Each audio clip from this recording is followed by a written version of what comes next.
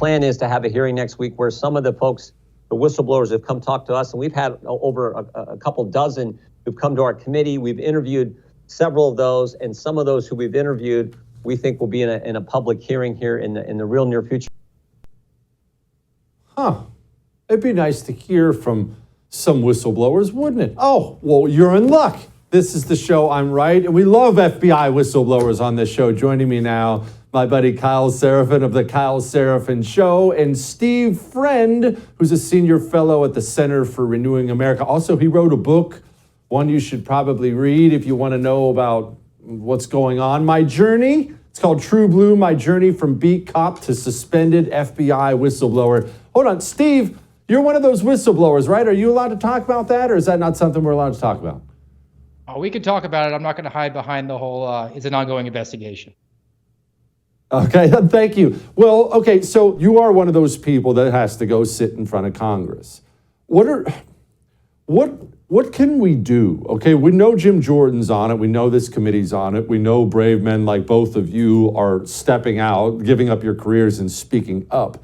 But the American people, I mean, you should see my emails today. They're frantic. They want to do something. They want this to stop. What can they do?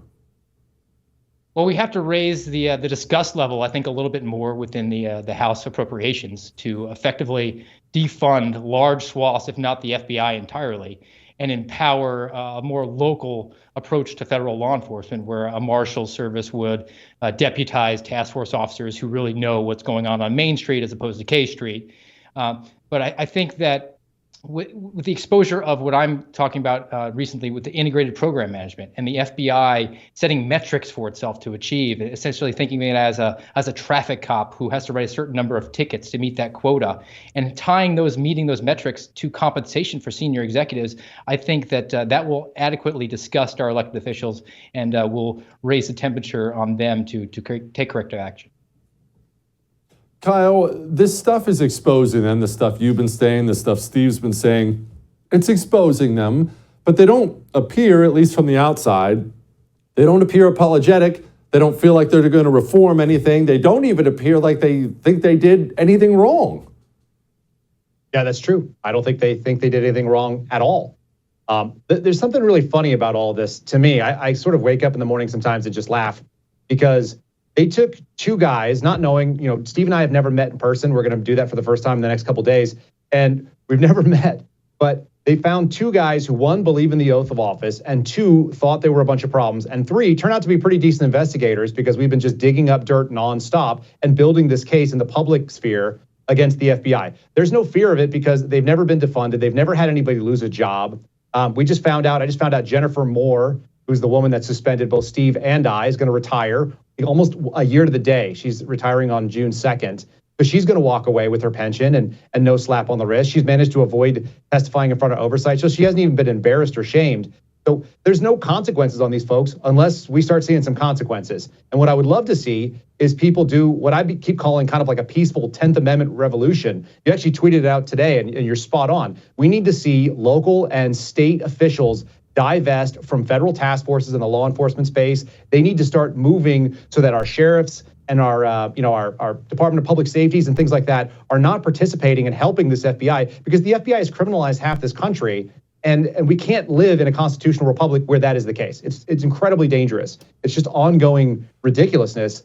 So let's do it peacefully so it doesn't have to get worse. That's exactly where I come from on it. If we take these aggressive legal steps now, it won't take us to an ugly place. And Steve, I see this going to an ugly place because the history books tell me it goes to an ugly place, and that's the last thing in the world I freaking want to see. Do you think the American people realize that we have to get more aggressive now legally to avoid something horrible? They absolutely should. If they haven't already, it's kind of getting late in the game here. I came to this conclusion recently, and I made the point. Christopher Wray was paid $9 million the year before he became the FBI director. That's a 10-year appointment. He gave up $9 million a year times 10. I went to school, so that's $90 million.